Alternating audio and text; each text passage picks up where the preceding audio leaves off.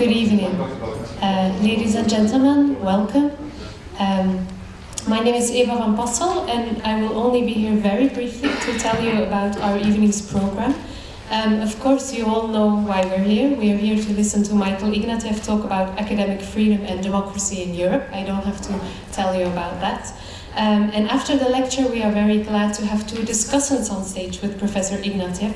And that is Nathalie Nougeret from The Guardian and Professor Philippe van Parijs. I will introduce them in more detail later on when we start the panel. But first of all, I would like to welcome our own Evans Foundation's Executive President, Monique Cantos-Berber. She will introduce Professor Ignatieff to you, and she has a great background in this theme herself as former director of the École Normale Supérieure and research director at the Centre National de la Recherche Scientifique, who has written many books on the very topics today, on liberalism, liberal values, etc. So please welcome Monique Cantos-Berber.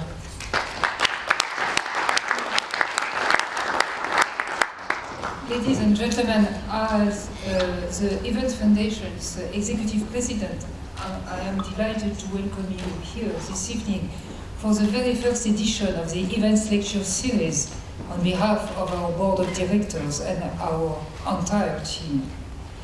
It is an honor for us to introduce this lecture, the first of many, with Professor Michael Ignatieff. Michael Ignatieff is the rector and president of the Central European University in Budapest.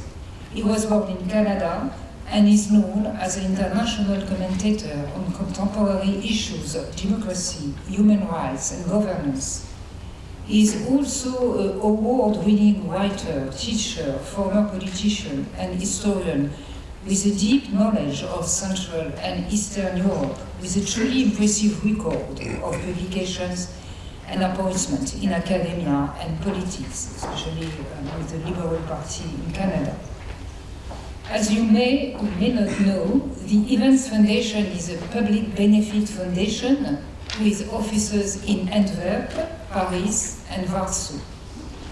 The founders, Irene Evans-Radziminska and George Evans, established it in the 70s from their own heartfelt commitment to the European purpose and to the goal that was so dear to them of living harmoniously together in Europe. Their vision is still the vision of our foundation and of honorary president, their daughter, Mrs. Corinne Evans. So this sounds ambitious, and it is. But throughout the years, the Evans Foundation has looked for real and tangible ways to achieve these challenging goals, especially with this program on media education and peace education. And we are now strongly focused in reassessing what living together in Europe really means in an across-the-board commitment which transcends our former area of expertise, media education, peace education. And this is why we are here this evening. The Evans Lecture Series is a new initiative where renowned speakers from different backgrounds will be asked to reflect on the core topics of our commitment to foster a common European purpose through differences and how to rethink norms and values in a European reality. And all our speakers will contribute to our common enlightenment of these issues from their own background and expertise. Opening this Evans Lecture Series with Michael Ignatieff's talk on academic freedom and democracy has a particular significance for us. Today's Europe is very different from that of the 1990s and the 2000s. It is questioned, challenged, under pressure. European values of freedom, solidarity, search for truth, diversity, social empowerment, political participation are in some places in Europe under threat. We may deplore that, but beyond deploration, we must interpret this new situation as a signal of alert that our normative and moral European principles are no longer obvious to many people, and that we need to understand why and how to rethink them today, concretely. For example, what is the meaning of the quality of public deliberation? How should we define it when the ideal critical citizen, well-informed and open to nuance, eager to discern fact from fiction, is confronted with so much fake news in circulation? These new challenges are also urging us to identify places of resistance. And among them, universities and cultural institutions have a particular role. As an academic myself and the former head of the French Higher Education and Research Institution, I do believe that universities more than ever are places where these values can be somehow preserved, cared for, because the university highlight and embody the value of a critical mind and of the requirements of the required procedures in the search for truth. The academic commitment to argumentation and truth, their requirement for rationality and an open mind for objection, are powerful weapons to fight abuses of all kinds, from manipulation to abuse of authority, due to the specific freedom and sometimes very difficult to define university enjoy. So we are thrilled to welcome Michael Ignatieff. He will be talking about the relation between academic freedom and democracy in Europe, which is at stake with academic freedom when the values of liberal democracy are challenged. Ladies and gentlemen, please join me in welcoming Professor Michael Ignatieff.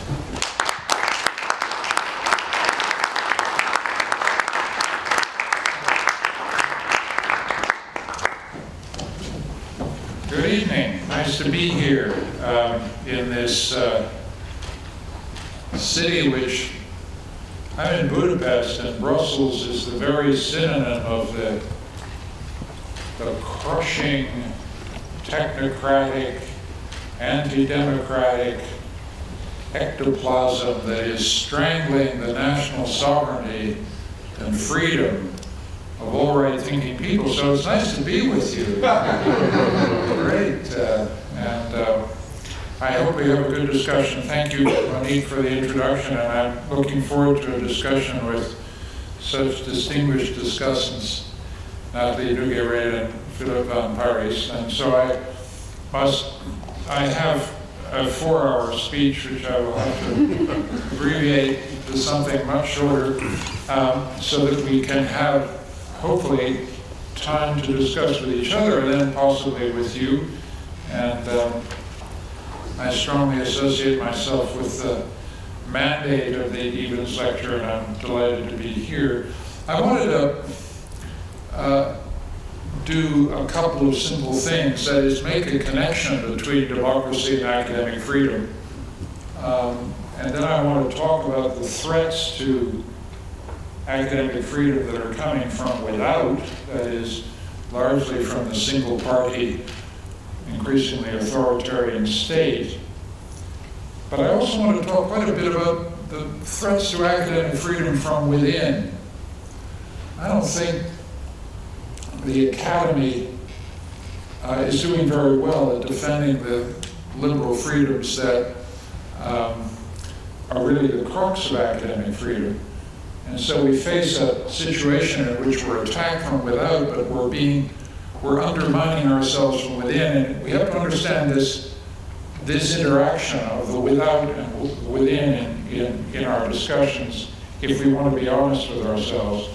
And then, needless to say, at the end, I'll end with a rousing call that solves every single problem that I outlined, and we'll all go into the night happy. Let me start with just some ideas about democracy and academic freedom.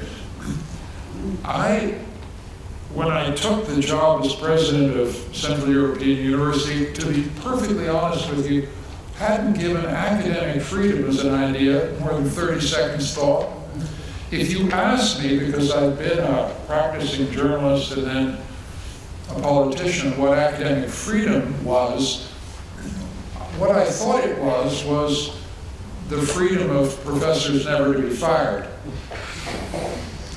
To a degree that I think we need to appreciate, that is how academic freedom is commonly understood by many of our fellow citizens. That is, academic freedom is simply the privilege of tenured professors. Academic freedom is associated with an idea of privilege, a privilege for certain individuals, the professors. That already indicates why academic freedom is vulnerable. It can be easily attacked as a privilege. It's much harder to understand academic freedom as being constitutive of democratic freedom. To remember, for example, that some of the oldest self-governing institutions in Europe are universities. Salamanca, the Sorbonne, I could go on. Wonderful, wonderful universities across Europe, some of them 1,000 years old, self-governing institutions from the very beginning, and one of the kernels from which the very democratic ideal originated. Democracy is very much connected to the idea not merely of the privilege of individual professors, but with a very different idea, which is the right of academic or scholarly communities to govern themselves and to be free of external interference. We are what Montesquieu called a corps intermédiaire. The freedom of the society as a whole depends on the freedom of these particular institutions to define their own objectives. And so academic freedom is actually a vision of the institutional autonomy of universities, but then is connected very strongly to democracy through the role that universities play, which is simply to make sure that there is such a thing as knowledge in a society. Interesting idea, isn't it? Knowledge. That this knowledge is safeguarded, protected, defended, renewed, and promoted by a particular institution whose function it is to protect and defend knowledge. Academic freedom, then, is the idea of universities protecting their own institutional autonomy, and in doing so, protecting the sources of knowledge that allow society to come to some kind of determination about what is true and what is false. Without that capacity to determine what is true or what is false, societies are literally walking blind into the future. Another way to think about this is that universities are counter-majoritarian institutions. Democracy is not simply majority rule, it's majority rule certainly, but it is also counter-majoritarian institutions like a free press, like universities, like courts, that set up we may, yes, but to majority rule. Question whether majority rule is consistent with law, consistent with the facts, consistent with truth, and consistent with rights. So we need to integrate our conception of university into our very definition of what democracy is, and to think of universities as counter-majoritarian institutions. And needless to say, the minute you define a university as a counter-majoritarian institution, you begin to understand why certain populist politicians have the university in their sights. So that's some initial thoughts about democracy and academic freedom. Let me talk a little bit about why academic freedom is under attack from without. And I'm going to say a little bit about the Lex CU situation and be extremely disciplined and not take all of my time to talk about it the whole time, because you want to hear about other things as well. But Lex CU, the legislation passed by the Hungarian government in April 2017, was directly aimed at CU, an institution which is a graduate institution that specializes in the humanities and social sciences. We recruit students from 90 countries around the world. We train a lot of Hungarians. We employ a lot of Hungarians. But we were founded by George Soros with an independent endowment. We're independent of George Soros, but we were founded by him. We're proud of our association with him. But he is the bête noire of the Orban regime, the single source of the entire election campaign that Mr. Orban fought and won in April 2018. So I lived in a university where for 14 months, every single person who came to work at my university had to come to work past posters saying, "Don't let George Soros have the last laugh." The atmosphere of constant electoral intimidation never let up. And it is a matter of some pride to me that our university just kept functioning, kept doing what universities have to do in the middle of an organized campaign in which you can really only describe it as the organized and systematic cultivation of hatred. Now, Mr. Orban won a convincing victory, and I am a Democrat. He won an election. And since then, other elements of his policies towards universities have become apparent. Gender studies is going to be stricken from the list of accredited courses or subjects that can be taught in Hungarian universities. Gender studies has had a constitutive role in changing how all of us think about human identity, but it will not be part of the curriculum of Hungarian universities. I mean, we'll keep teaching gender studies. We don't care, but it's going to be tough. The Academy of Sciences, one of the oldest Hungarian institutions, has been subjected to very severe cuts whose purpose is to take the independent allocation of scientific funding on the basis of peer review and take it under the hands of political departments. A final element of the kind of pressure that Hungarian institutions are under is the migration tax. The Stop Soros legislation specifically criminalizes any promotion of migration.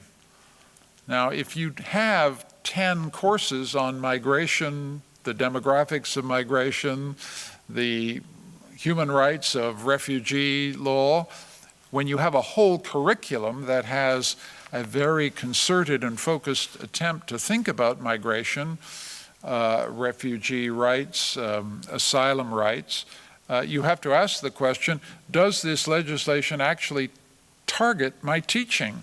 It seems incredible in Europe that you would even have to ask such a question, but in Hungary we do, and our clever lawyers have determined that there may in fact be a systemic risk to the entire budget of CEU if we continue to A, teach migration, B, research migration, and C, provide educational services to asylum seekers and refugees, which we do.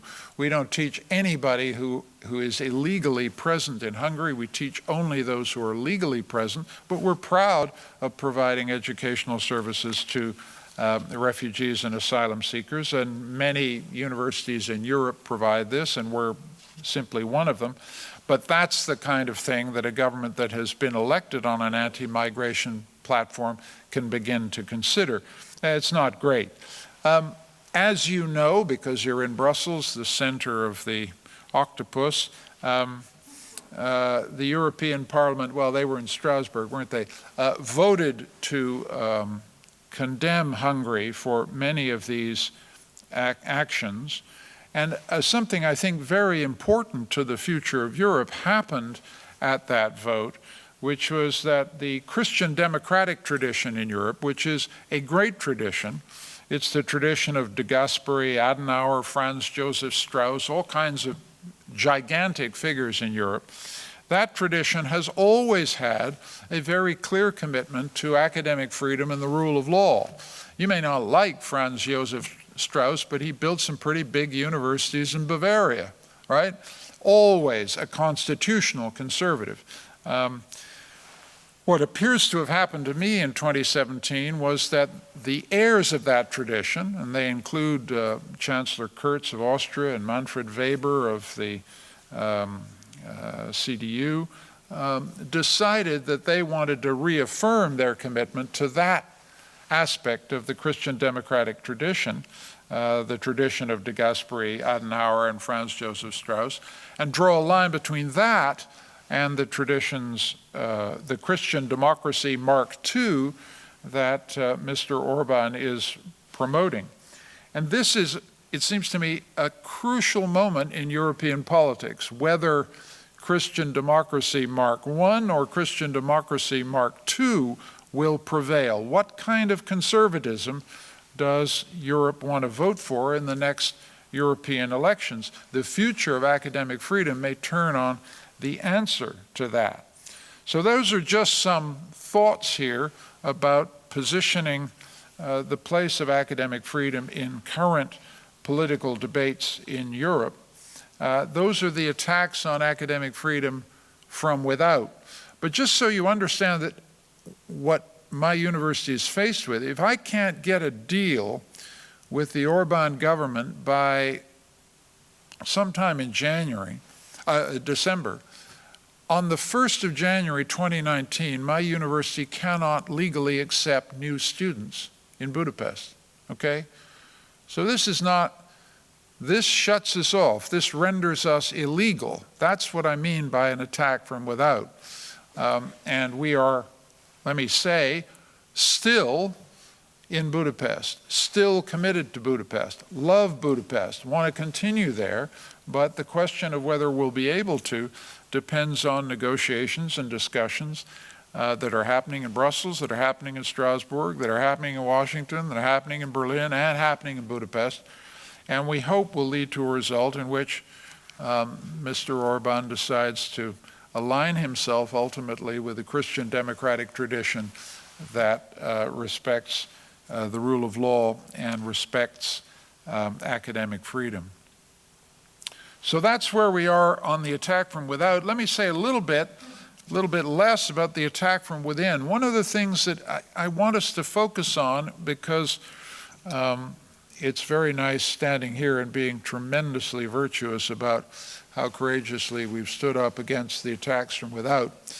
But what I'm uncomfortable about as a university leader and president is whether we're doing a good job in maintaining a genuinely pluralistic and open space for debate in the universities that are supposedly free.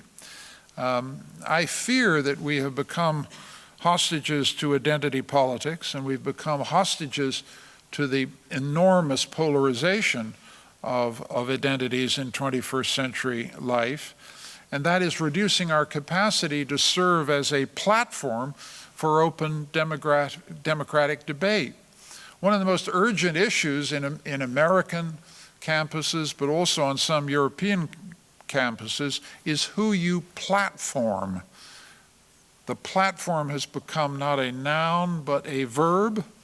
To platform someone, that is to invite someone like me to give a speech. I'm on a platform. You have platformed me. The Evans Foundation has platformed me, okay? So that's what platforming means. Then the question becomes, who should universities platform? And many universities are having a very difficult time. This has become a very hot and heated debate. I had Roger Scruton, a very distinguished British conservative, come to see you in the autumn. Roger Scruton has said a lot of interesting things as a conservative, and he's said some other things about homosexuals which strike me as inconceivably dumb. But he's a smart guy, and he's written some wonderful things, and I gave him a platform. I platformed Roger Scruton, and 60 of my students walked out, came to the lecture, and walked out as he began to speak. in order to register their discontent with the fact that he says incredibly dumb things about homosexuality. So, fine, in a free university, if people don't want to do that, that's fine. But somehow there was something, and I love my students and learned enormously from them, but the sight of 60 of my students walking out before a man has even had a chance to say what he has to say struck me as a bad moment in a free university. A bad moment. They should sit and listen and then get up and say, Roger, that's the dumbest thing I've ever heard, and here are 25 reasons why everything you think about homosexuality is wrong. That's what a free university ought to be doing. But we got ourselves into a situation where it is regarded as an insult to your identity to even have to listen to someone who has questions about the genetic, natural, biological origins of homosexuality. It appears to be an insult to you as a person to even be in a room where this occurs. And there's a lot of that going around, and it's troubling to me as an old-style 19th century liberal. Obviously, there are forms of platforming that no free institution can countenance. If a university has the connection I've said between freedom and democracy, or academic freedom and democracy, you cannot platform someone who advocates the violent overthrow of a constitutional order, or who in any way legitimates the use of violence in political argument. There's a line there which seems absolutely clear. There are lots of people I won't platform do that. Anybody who urges or advocates or colludes with or is collusive with acts of violence towards individuals, we're out of here. We can't talk together. If you do not advocate violence, we can talk. The minute you do, boom. Okay, that's how I see it. But we have student groups and faculty groups now refusing to platform people with whom they simply disagree. So that's one problem that seems to me, and it exposes it, this is my point, it makes us ever more vulnerable to attacks from without. It exposes just to the criticism, oh, you liberals say you believe in free speech, but you don't actually practice any of it, okay? And I want to align myself with those who are uncomfortable. It seems to me our position on platforming is making us more, not less vulnerable to the attacks from without. There's an additional problem which I can't talk about at length, which is the relationship, the extremely uneasy relationship between universities and inequality. We had Thomas Piketty in the house at CU a while ago, and he used the entirety of his lecture to show us the slides that indicate the ways in which the 20th and 21st century university has become collusive in the inequality that is fracturing our democratic societies. We are the manufacturers, the chief reproducers of credentialed inequality. And credentialed inequality has a legitimation that is extremely difficult to crack. If you've got the credentials of a fancy PhD or a fancy MA, it makes you feel entitled to the returns on income that you secure from that credential. We ought to be uneasy about the consequences of that. And it is rendering us vulnerable to criticism from without that is coming from the left and far left.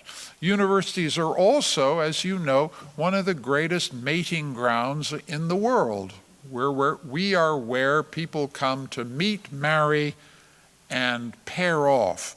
And every study we do of assortative mating shows that when you go to a university and you've been admitted, you mate with those who have the same credentials and qualifications and social origins as you do, which then reproduces the inequality problem which universities thought they were trying to solve. We've believed as universities that we were part of the solution to inequality, and we've become, to a degree that troubles me, part of the problem.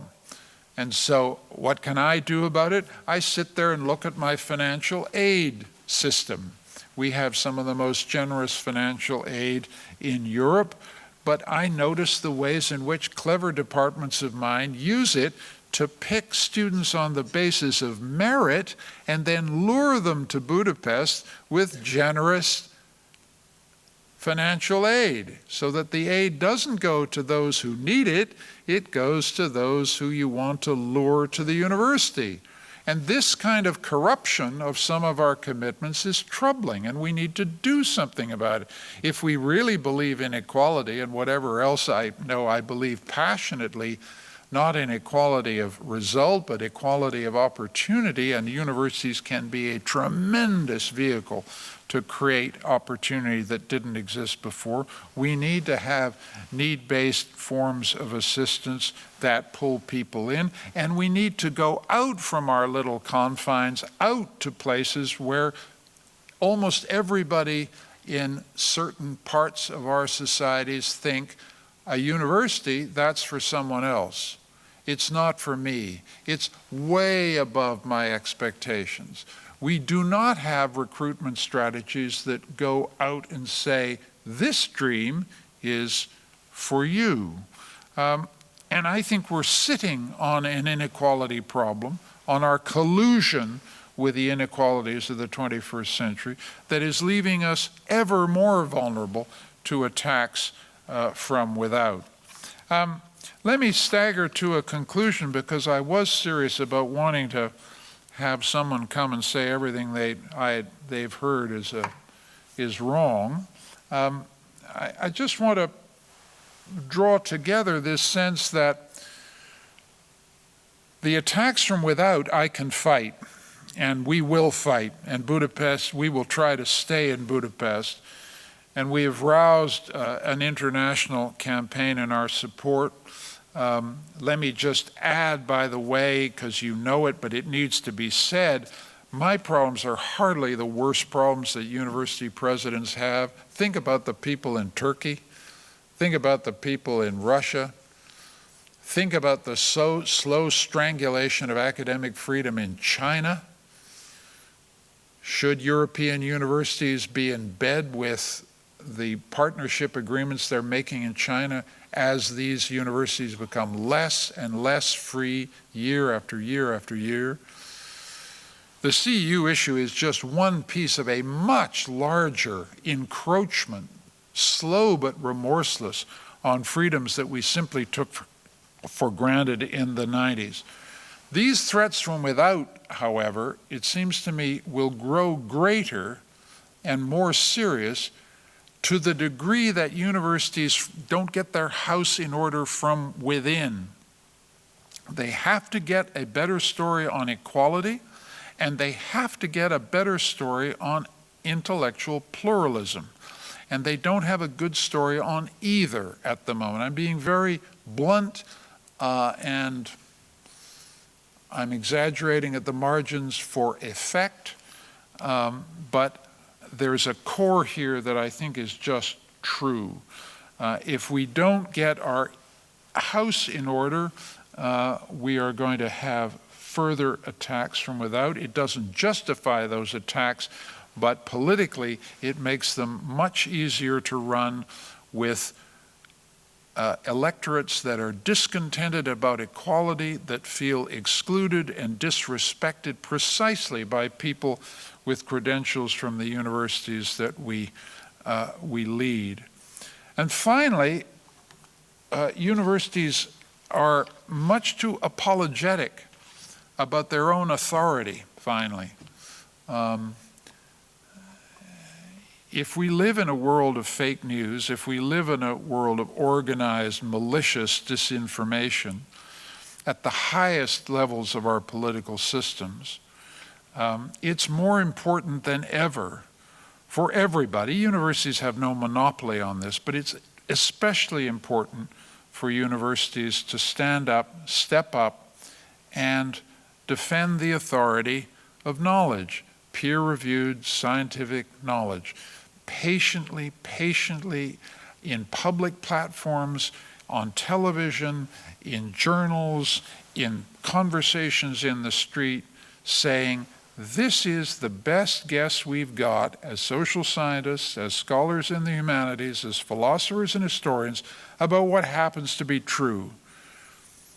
This is the service that we can perform for a society that has been pounded and bombarded by new technologies of lying and propaganda. Our role has never been more important, and it is to stand up to that tide of lying. And it is no time to preach the relativism of knowledge. It is no time to preach the indeterminacy of knowledge. It is no time to preach the fact it could be true, it's probably false. It's a time to focus clearly on what we know, to insist that knowledge is hard, that it requires a discipline to learn it, that we are the places where you can sort the truth from what is false. Come to us, we can help you. The role that this university can play in a society is nothing less than holding on to the epistemological basis for democratic politics itself. That's the core of the function, to maintain the epistemological basis for democratic politics. I wouldn't be anywhere else in the world right now than leading a university, because this is a battle we really have to win. Thanks for listening.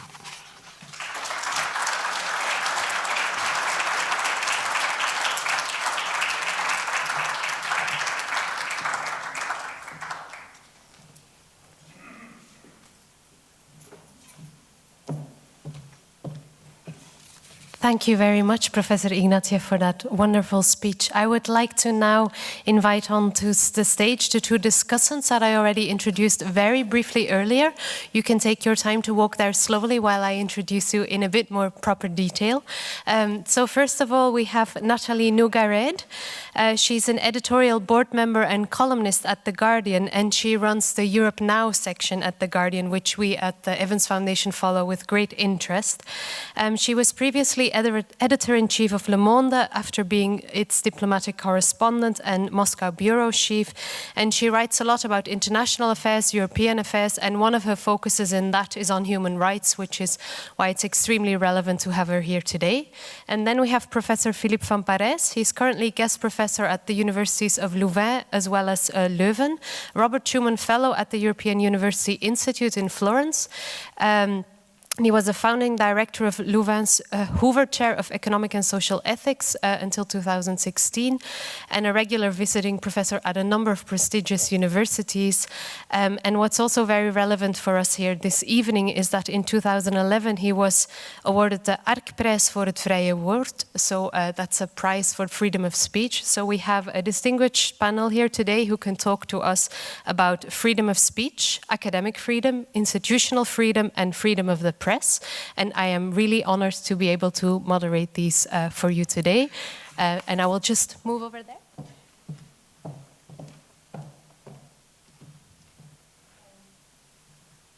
And I suggest perhaps, Nathalie, that we start with you. And you can have your first...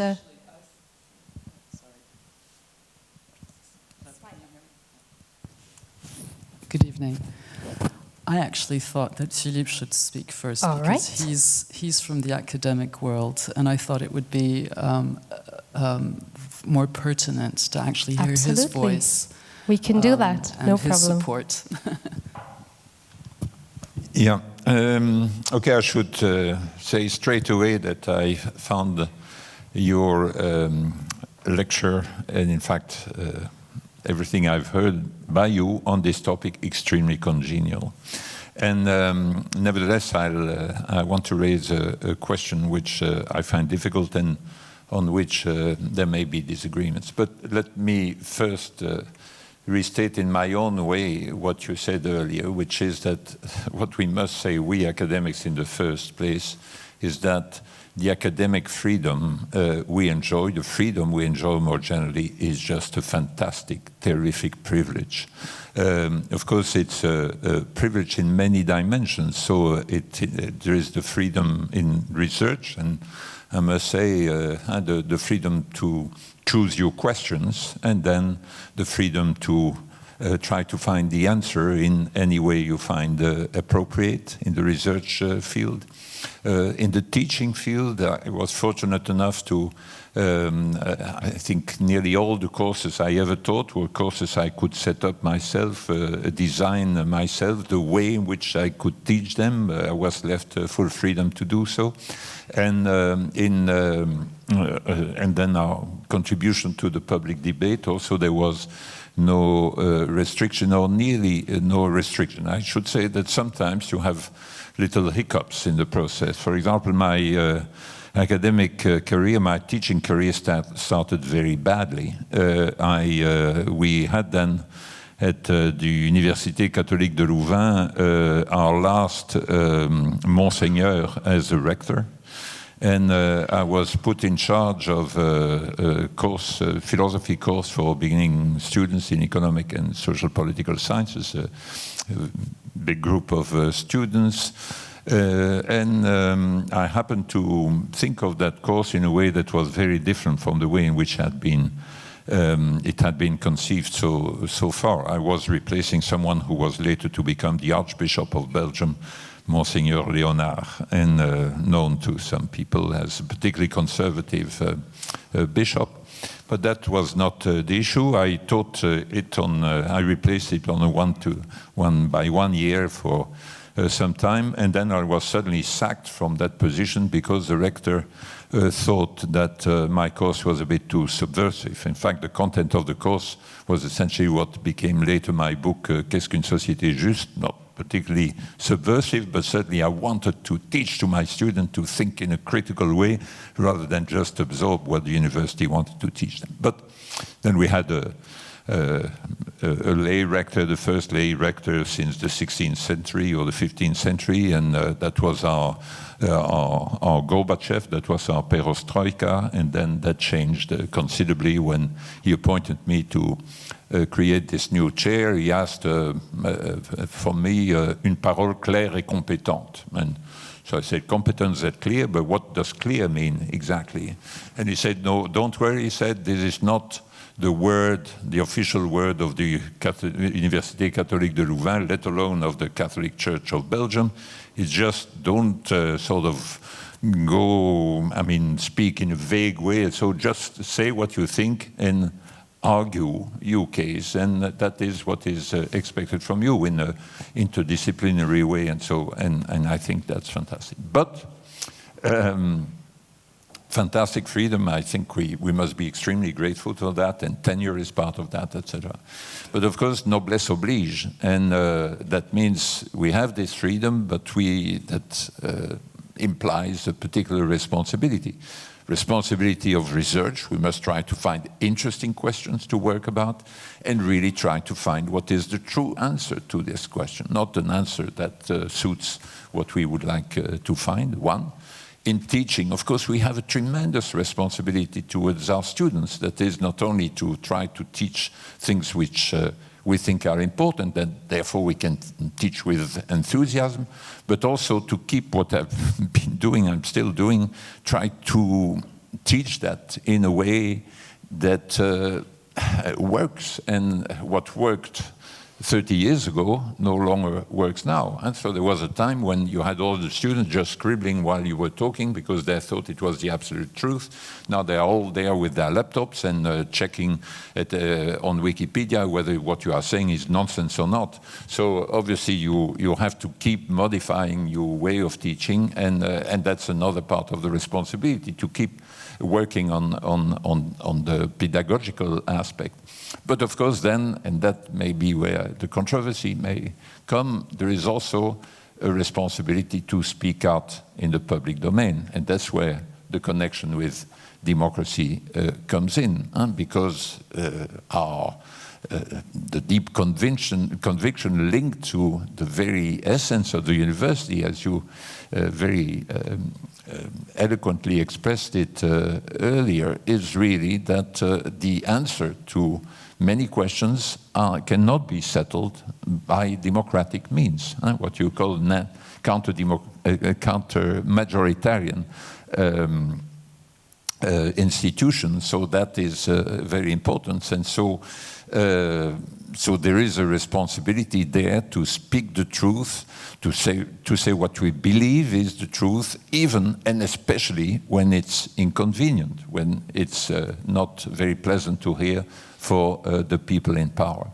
But here comes then possibly, I think, delicate matters in some respects. So some people say, including among my colleagues, well, how can you act in a responsible way when you address the population as a whole? They say, one, you must remain very rigorous. That means using language that's not always easy to understand. Two, you must stick to your expertise and the narrow field in which you are an expert. And three, you must not say what must be done. That's it's matter of for the politicians to decide, but just stick to the facts. What you say, what science says, and then the rest is for politicians. I think if we do that, we are not acting in a responsible way. I think that what we need to do, one, is really, we can't complain about not being heard if we don't try to use a language that is widely understandable. And that will require some degree of simplification. And we can't be purists about too much rigor here. Two, it's absolutely essential to go outside our field of expertise, especially in small countries like this. I mean, the experts in terms of the knowledge that the people in charge need to have available in order to be able to act in a competent way, it's very, very small. If we only speak, I don't know, if you say, well, I can help you if you want, but I'm only an expert on the secondary literature on the interpretation of Martin Heidegger by Paul Ricoeur. Don't ask me anything beyond that. And for all the rest, it's political decision. No, I think our responsibility is really to have some sort of critical synthesis of what believe is the truth. And our universities are fantastic institutions in terms of the competences they're put together. And so we can try to mobilize this competence in order then to say things that unavoidably go beyond our very small field of expertise. And thirdly, the third aspect, I don't think we need to be neutral to say this is what science asserts, and for the rest, we can't make any recommendation. We must make recommendations, but without mixing up facts and values. Very old Popperian theme. And so it's not that that there is no difference between facts and values. No, there is a big difference. And in answering questions of facts, we must be absolutely rigorous in preventing not only our interests, but also our values from influencing our answers to questions of fact. But in taking part in the public debate, it is part of our responsibility to say what must be done in the light of our critical synthesis of what we believe the facts are, but also in the light of our value judgments, which we must be ready, which we must be prepared to make explicit and then to defend. And so, therefore, I just finished with that. And so therefore the theme and the way in which you address it, I find extremely important. So there is this ethos of our intellectual community, of our university. They are fantastic institutions. They're age-old now. They are extremely valuable, extremely important, including for the working of democracy properly conceived. But we need to rely on an ethos within our universities. And in our research activities, in our teaching activities, and then in our participation in the public realm. But in this participation, we must not be paralyzed by the absolute need to be strictly rigorous, to stick to our expertise or to stick to facts. No, we must try to say what must be done, of course, under the control of our colleagues. We are engaging not only our own reputation, but the reputation of our institution and of the university in general. And I think on this issue, there is certainly disagreement in my university community between the people who are more purists and who poo-poo these interventions in the public realm, and then the people who do a bit too much of that, and then sort of just for the glory of being on television or so, go and speak nonsense about things they haven't taken made an effort to get sufficient information about, including from their colleagues. Shall I have a go? Okay. I thought, I was listening to you, Michael, and first of all, I'm very proud to be here, and it's a pleasure to see you. I a long time ago lived in Canada. It's another reason why I'm also very happy to be here alongside you, and also because I was a student when the Berlin Wall fell, and I was in Paris, and when I saw those images on television, I jumped onto a train, and I took the midnight train, the night train from Paris to Berlin, and I wanted to be there. And I knew from that moment that I was going to be a journalist working in Central and Eastern Europe, and then later on in Russia, because I wanted to see that other side of l'autre Europe, the other Europe, the one that was in the gray zone on our maps. And we had school books during the Cold War. We had school books in Europe with one part of Europe with colorful countries, and the borders were very, very well indicated, and the other side was just a gray area, and you couldn't really see the borders very well.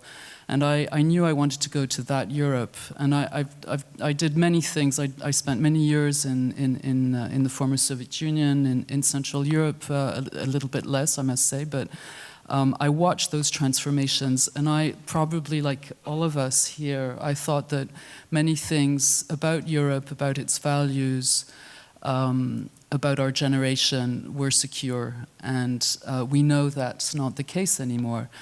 And I feel that in a way in my life I've gone some kind of full circle. I'm yet again, after looking also at the Middle East, at Africa, transatlantic relationships, I'm looking at Europe again, and I'm worried about it. And I'm French. I'm based in London, and I travel around. And as I sit here and listen to you, I felt.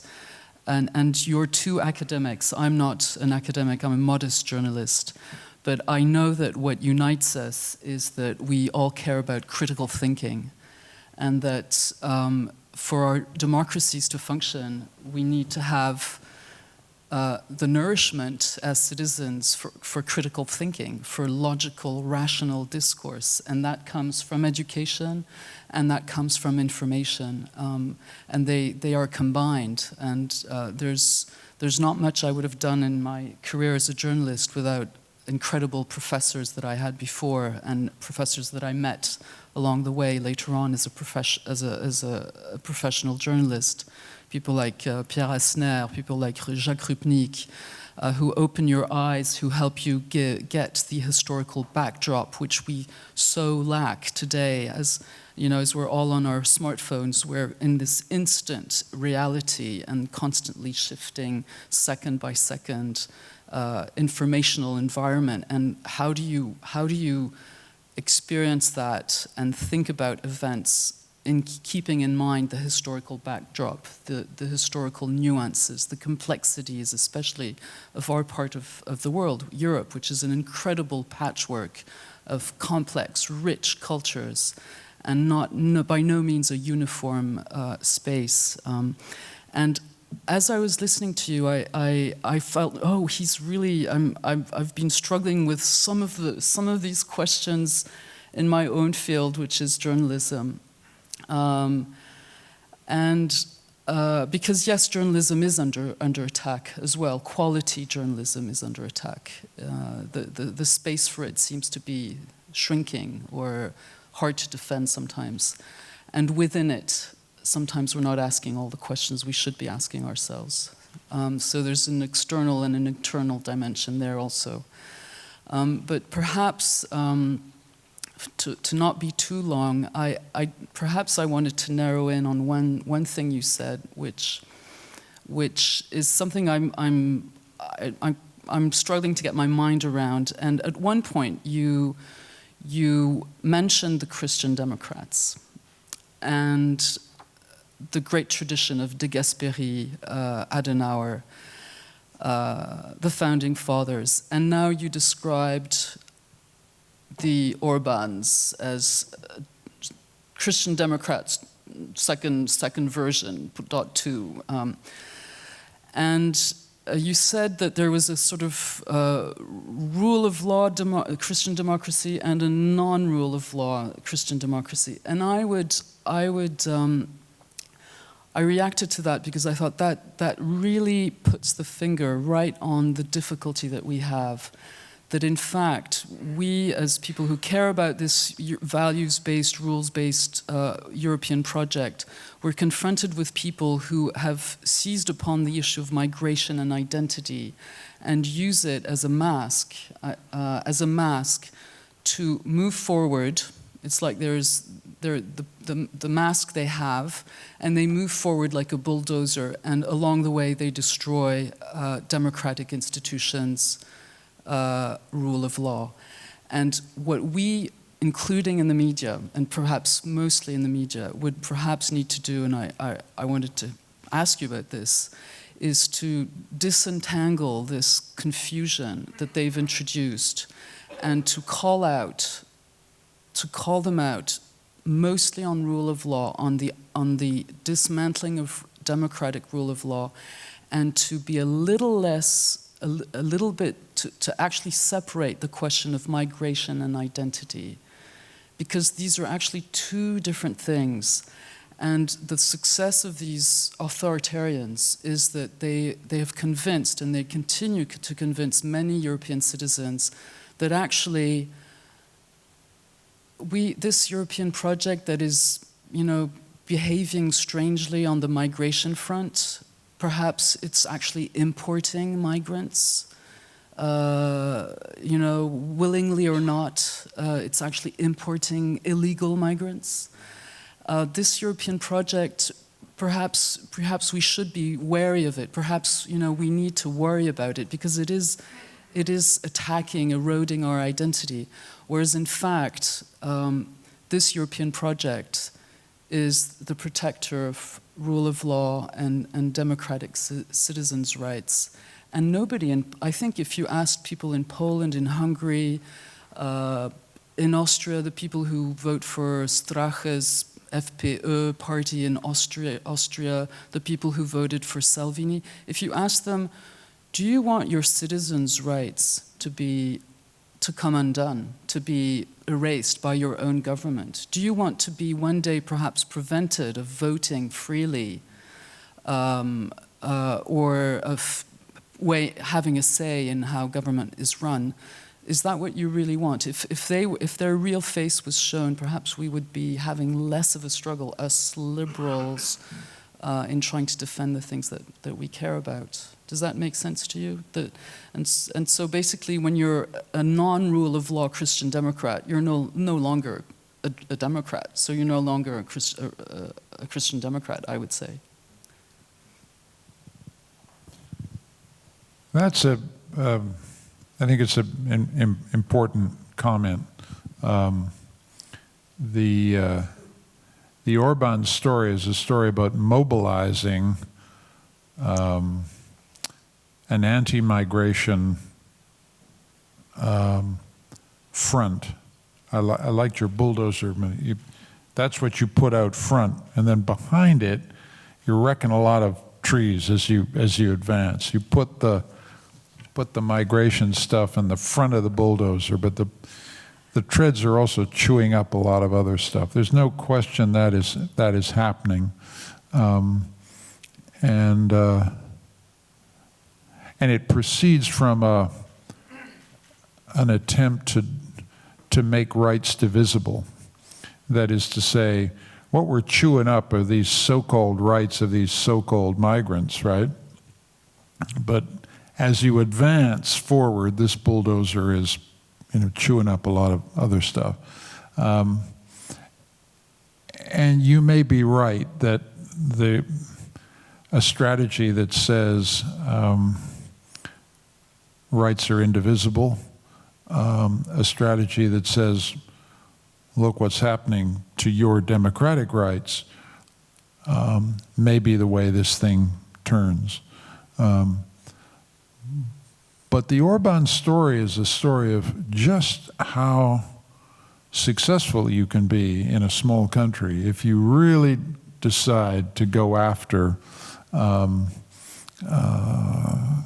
create an anti-migration coalition in a situation where simultaneously, or prior to you getting in there, you've hobbled the Constitutional Court. You've taken away the free press. In the 2 years that I've been in Hungary, the number of free media that I can count on to get a story out about what we're doing is basically diminished by 50%. I mean, to a degree that people don't appreciate. There isn't a free press in Hungary, which isn't to say there aren't some extremely courageous journalists and some great online platforms. But when I talk, it goes out completely into the void. And I communicate basically through the foreign press because there's no domestic press to get a message. And he's hegemonic. So that you can see a process by which if you haven't got a constitutional court, you don't basically have rights of appeal. You don't have a free press, so you can shout, you can scream, you can dance, and you can shout, but you can't tell people the damage that the bulldozer has done. And then you organize this constant fear of migration in societies that are undergoing a demographic plunge. I mean, all through Eastern Europe, the populations that would fill university classrooms aren't there. These are societies in demographic decline. It's one of the aspects of Europe that we don't talk about enough. Accession has drained these societies of some of their best and brightest. They're all in Brussels, or in London, or in whatever. And that has a knock-on political effect in the sense that these become countries of old people. Old people are more conservative than, so you begin, and what then becomes interesting is this is slowly how you create permanent anti-democratic regimes. Slowly, this is how you do it. It starts with migrants and refugees. This is why your bulldozer metaphor is effective. It starts with refugees, but by the time you bulldoze the field, there's not much left standing. I think there's something to that. Now, let's also say that Mr. Orban won a convincing victory in April. There's no way around it. He's hegemonic. But let's not write any of these populations off. Let's not write populations in Poland. Let's not write populations in Hungary, the Czech Republic, the Balkans. These are people who know what democracy is. They understand what you're saying. You know, they're not in some nationalistic delusion. They're Europeans.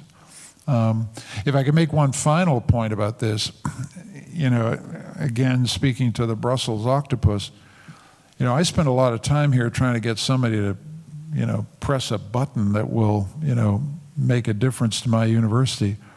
I get and no disrespect to hardworking people here, but I get a fantastic amount of blah, blah, blah, and I don't get much button pushing. That's the hard reality here. That's another aspect of this. It's not just that the bulldozer is working. People who ought to be able to stop it are watching the bulldozer working and giving you a fine, highly educated lecture in European values. And we need less of that and more force. We need politics. I mean, let me just finish with that. I've had a fantasy in 2 years of being in my job, and it's the fantasy phone call. And I've always had this idea that in Europe, eventually there's a phone call.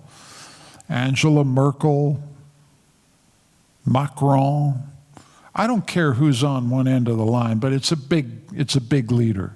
They pick up the phone to the Poles or the Hungarians and they say, listen, you know, we're working on this budget, 2028 budget, and we see a number here on this page. You know, write down it. Maybe you get your guys out, take a look at that number. Now that number is 4, but I just think that if we don't get something back from you, it's going to be 2. So you've got 48 hours to come back to me, give me something here, because if you don't, it's going to be 2. And then next year it'll be 1, right? I mean, in other words, my point being is that I know it's taken me a while to realize Europe simply doesn't operate that way. But if it doesn't operate like that, you're going to have to show me how it does operate, because it's not good what's happening. The divide between the blah, blah, blah and the lack of actual action is what's slowly destroying this continent. It's destroying it. And so the point is, I've gone on too long and I'll stop, but the bulldozer is out there. And it's time to stop giving little speeches about the bulldozer.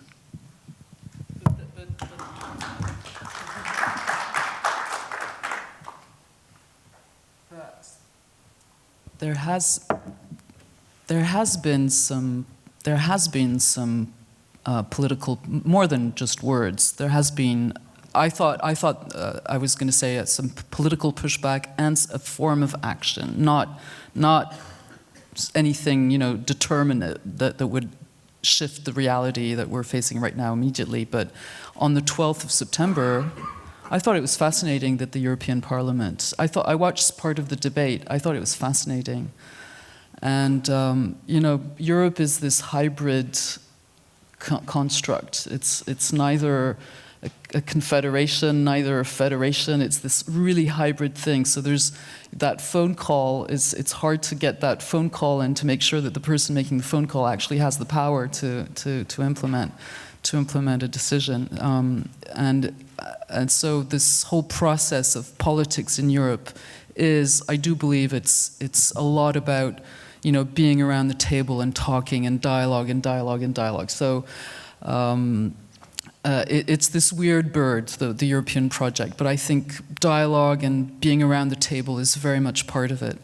And I wanted to say just one small thing, which is, you know, obviously Michael is based in Budapest, and we've mentioned Poland, but I think that this danger that we're worried about concerning critical thinking, freedom of academia, freedom of the press, is something that can potentially, we know this, we're in ex-Western Europe here, we know that this is a threat that can exist elsewhere, not just in Central and Eastern Europe. And I, as a French person, I'm always, I kind of dislike discourses, and you hear a bit of those in Paris. You've heard a lot of those over the years, but about the fact that the East and Central Europeans are the problem, you know, the problem children, you know, that without them things would be much easier. And I think that we have to absolutely refuse that kind of language. Salvini is proof enough that Central and Eastern Europe is not the only problem, the only place where there are problems with values and with the notion of rule of law. Salvini has become the strongman in Italy in just a few months, although his party did not lead in the polls in March. He is calling the shots in Italy. And although he has not gone down the road yet of Orban or Kaczynski in Poland, he has if you look at his vocabulary, he's on the record saying he wants a cleansing, an ethnic cleansing of migrants in Italy. He said that during his campaign and in the past. So there are the seeds there of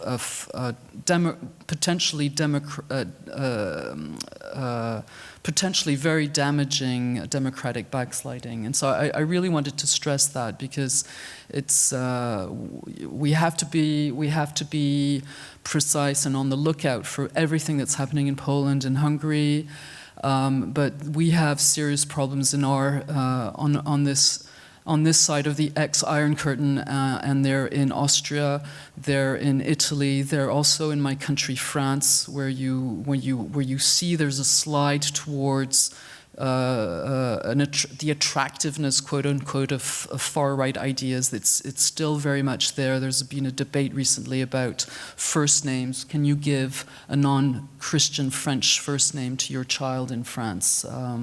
There's been a debate about that in France, brought up by a pseudo-intellectual called Éric Zemmour. And so we have this problem, and we shouldn't think that it's just about Orban or just about Eastern Europeans who are new to democracy or new to the West. That's one thing, and also another thing is we do struggle to establish the facts, and you mentioned this, that what academia does, you both mentioned this, is help us gather knowledge and separate the bullshit from the actual truth or bits of it, or how, and that's immensely that is a treasure. That is a treasure in itself, and media organizations try to do this, but at a speed and under conditions that are more and more difficult, I would say, more and more difficult. And even when we do know the facts, and you pointed to this, even when we do know the facts, how do you get them through to citizens? And you pointed to this, how to speak a simple language, make yourself understood, or make sure that even if you've collected this immense knowledge full of nuances, that you can convey it to a large public. Even when we do know the facts, we're struggling to convey them. In Europe today, people are convinced that there is still a migration crisis, and the word is so common, and yet the figures aren't there anymore at all. I mean, in 2018, the figures aren't there. The number of people arriving illegally on European shores is lower than in 2007. So there is an issue with migration and immigration and identity, but there's not a crisis as such. But even getting that fact through, the figures, the numbers, is a really difficult task. Time is running away from us a little bit, and I hope that you all agree that it would be great if we could get a few questions from the audience for Professor Ignatieff, also, obviously, but also for our panel in general. We have had a lot of food for thought here, and I'm just looking, I have colleagues who will walk around with the microphone. Perfect. So please raise your hand. It's a bit hard to see you with the lights if you have a question. Yes, thank you.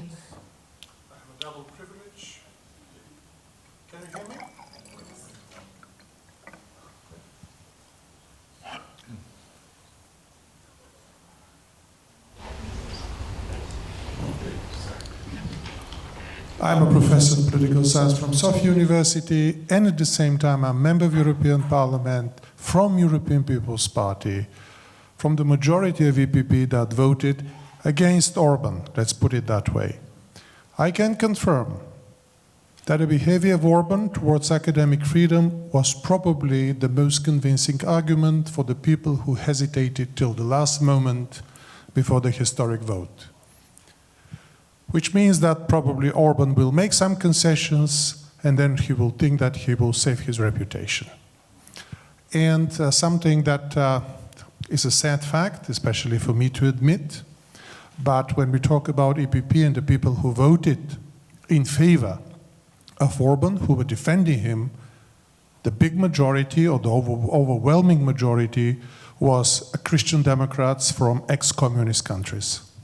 This cannot be simply dismissed. I would like that not to be true, but I am an exception. I'm one of the very few. So why they are prone to illiberal democracy, it's a big question. But this is the fact. So it was a historic vote. I'm proud with EPP that really was brave enough. But that also shows that there is something wrong with the understanding of democracy or liberal democracy in some parts of Europe. And I wouldn't ever imagine that there will be another gray area again. But the strongest voices are coming from Eastern Europe and Southern Europe, maybe. We should not avoid talking about that because these are the facts. Thank you.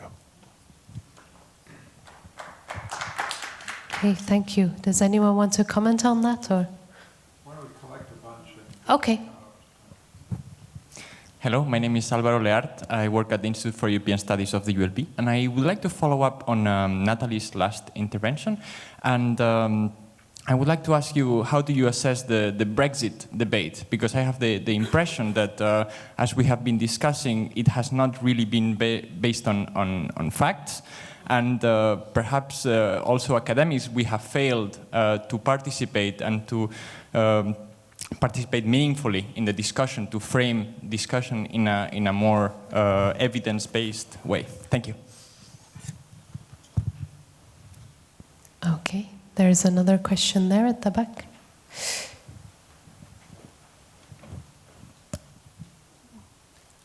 Thank you very much. I'm Jennifer Rankin from The Guardian, a colleague of Natalie, so to show The Guardian is out in force. But my question follows on from the first question, which is about, again, Viktor Orban, and it's often said that he does a peacock dance in that he makes a big move and then he makes a few concessions and gives the impression of having changed direction while maintaining the same course. And I wonder what your expectations are for the Central European University. You mentioned January the 1st being the deadline. Do you think he might make concessions, or do you think now there's something about the election possibly that's emboldened him and now he's moving perhaps with more speed, with more rapidity in that direction? Thank you. All right, I think we can maybe now go to the panel and then see if we have time for more questions afterwards.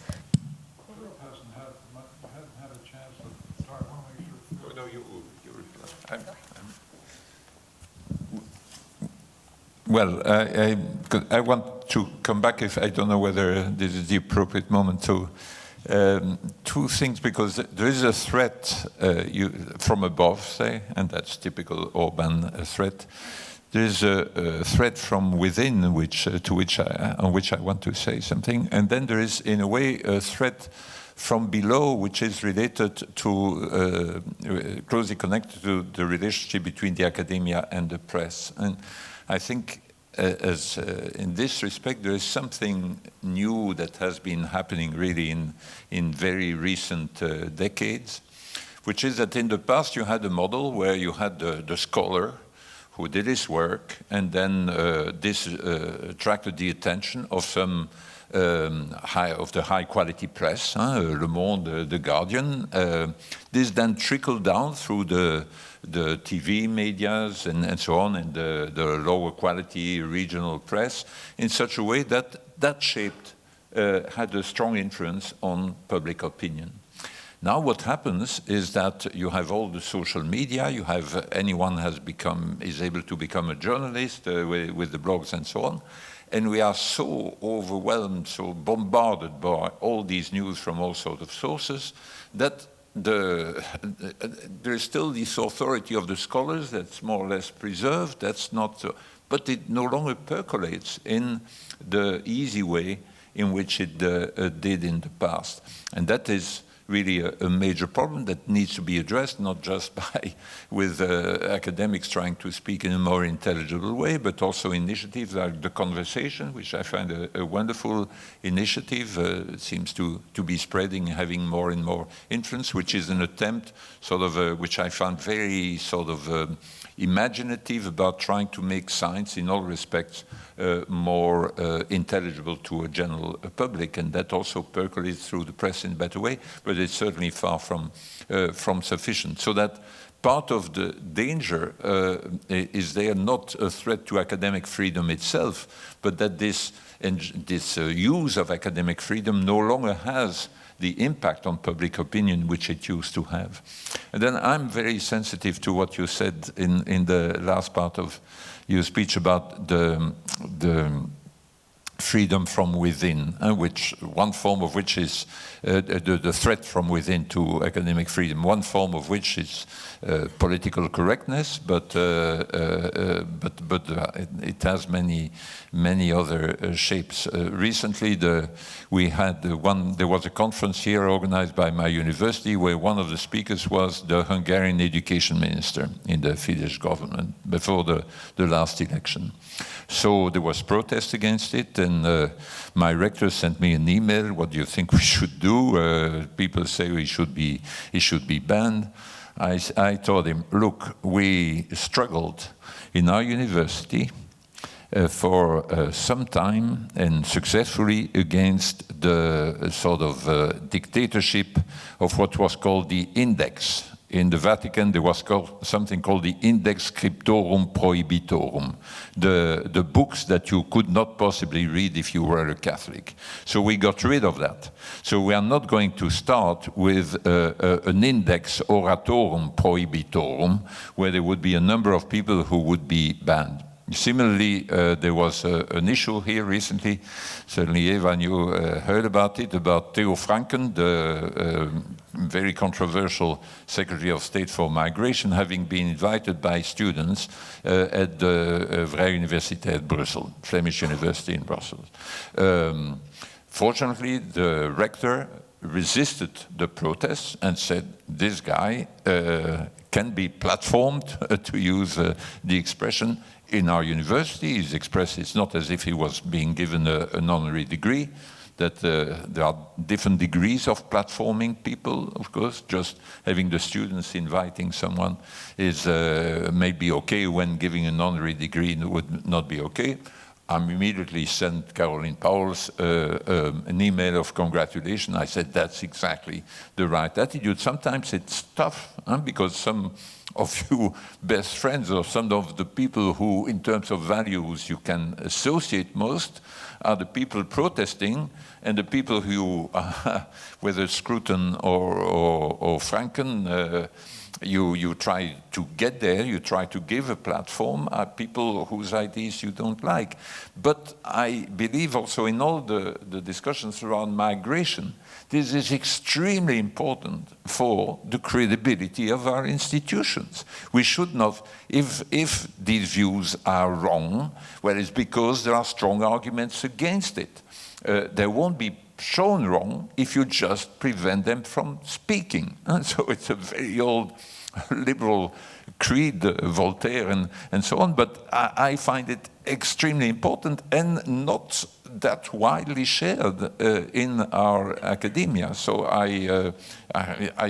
for example, I also invite Bart de Wever. Bart de Wever is the leader of the Flemish Nationalist Party, majority for a long time, a bit less now, but he was sort of diabolisé on the French side. It was, I invite him to speak to my 500 students, and he did that very well, and I find it, and he got a lot of standing ovation at the end. But this dialogue, listening to the arguments, is absolutely crucial. And of course, the underlying belief, there is something, a belief which some people think is naive, which is that in the end there will be this civilizing power of our ability to talk and listen to each other, Of course, we can be proved wrong, but I think there is no hope for mankind if we don't believe in this fantastic ability the human species has. It has the ability to destroy the planet, but because we have this ability to talk to each other and listen to each other. And of course, universities are not there to prevent people from being listened to. The arguments must be heard. And in particular, migration is a very difficult issue. In your book on virtues, you said empathy is one of the... I invite people to have empathy for Mr. Orban, right? Because he is in this country that has been shrinking population year after year since 1980. There are all these, the more educated these people, the more they go away. And then we are telling him, please, Brussels, maybe Macron or whoever, give him a phone call and say, please accept 300,000 migrants. Okay, a bit less, but and then he say, where do I have the people who teach them Hungarian? They're all gone. 500,000 Hungarians are abroad, so what do you expect from me? And what is the motivation of these people to learn Hungarian? They all speak the same language, etc. I think part of our job as academics, especially when including, it's not very popular in our own little club, is to show this empathy, and so it doesn't mean that Orban's conclusions are right, but I believe at least his argument. I wouldn't speak about empathy for Orban, but I would speak about empathy for Hungarian citizens who indeed, find themselves in very complex realities, and the issues have not been explained to them. Many of them may not have had, some of the basic facts. There was never a question of imposing 300,000 migrants. The quotas were very small, and this, just to remind everybody, this was a decision that was taken with a qualified majority in the European Council in 2015 in a situation of absolute urgency and absolute crisis indeed, and it was taken by a qualified majority, so indeed some countries could not oppose it. It wasn't a unanimous vote, and that's indeed a very sore point to this day. But there is never a question of the EU imposing, massive amounts of migrants on its member states. Yes, we still had some more things that you might want to comment on from the... Yeah. They were great questions and great comments, and I will not do justice to them all. I think one question was about how I think it's going to play out, essentially, with Mr. Orban as a result of this extremely important vote, and I very appreciated your clarification of what was at stake in the EPP discussions, and I do think that the EPP vote was of great significance. I said some rather dismissive things about Europe and Brussels, and I wouldn't be here if I didn't think this place matters, and I wouldn't be here if I didn't think that those votes matter. I mean, I do think they matter, and I think there's an important cleavage in European conservatism between those who are faithful to a tradition of rule of law and academic freedom, which is a great... The conservatives have been constitutive in the construction of Europe since the Second World War, and it's a vital tradition. And the key arguments, I think, are within that tradition at the moment. So where do I think it's going to go? there are quite a lot of people who think, why are you hanging on there? Why don't you just go to Vienna and be done with it? It could make your life easier, But I would want to say to this audience that we love being in Budapest. We love being in Hungary. This is a country with a tremendously important intellectual tradition, and we feel very close to it and feel associated with it. And a lot of our battle has not been just for us, but for the freedom of other academic institutions, because once they get rid of us, it becomes much easier for them to close in on the state-funded universities. And so we have all kinds of reasons of principle and some pragmatic reasons to want to stay. I also don't think, if Mr. Orban wants to signal to his EPP colleagues, and this was the burden of your comment, I think, if he wants to signal to his EPP conservative colleagues that he's a constitutional conservative, one of the easiest ways to do it is to allow our university to remain in Budapest. It would be a symbol of his willingness to listen and his willingness to compromise.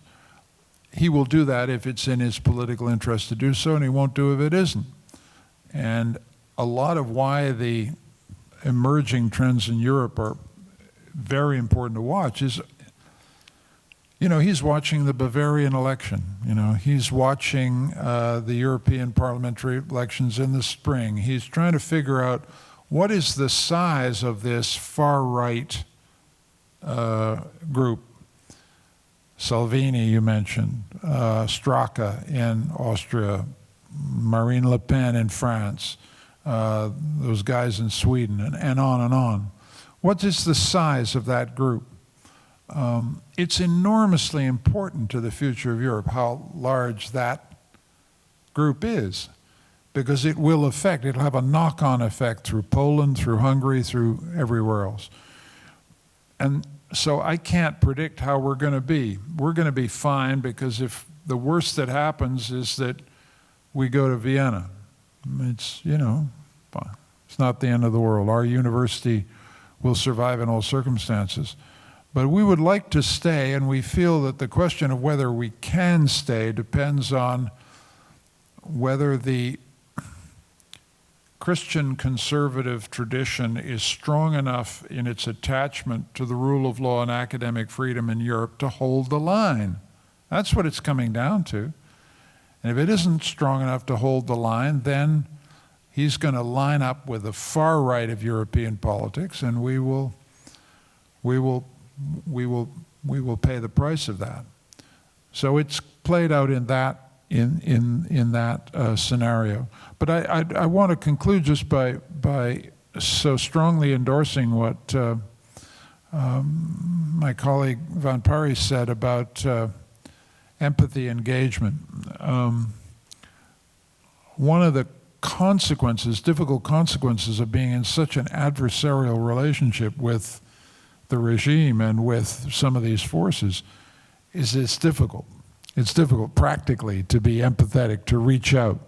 But we need to.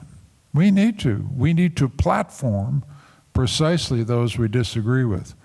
I joked at the introduction to the academic year at CU that there was a hilarious moment during the EPP, the vote in Strasbourg, in which Mr. Orban got up and said, "I've looked at the CU website." He said this in his speech. "And there's no problem. The CU's operating. The website's fine. What's your problem?" he said. And I was so pleased that the Prime Minister of Hungary had actually got the CU website up on his computer, that it encouraged a kind of delirium in me. And I thought, well, you know, the next step would be to invite him to come to CU, you know, and have him sit in on some gender studies classes. Wouldn't that be something? Hey, that would be great. We'd all learn something. So on that ecumenical note, I want to thank you all for coming and say how much I enjoy being here. Thank you very much. Please, a round of applause. Thank you. So thank you all for being here. I think we can finish up with that great note and, you know, keep with resistance and empathy in the face of bulldozers, peacocks, and octopuses. That's my lesson of the evening. Have a great night. Thank you.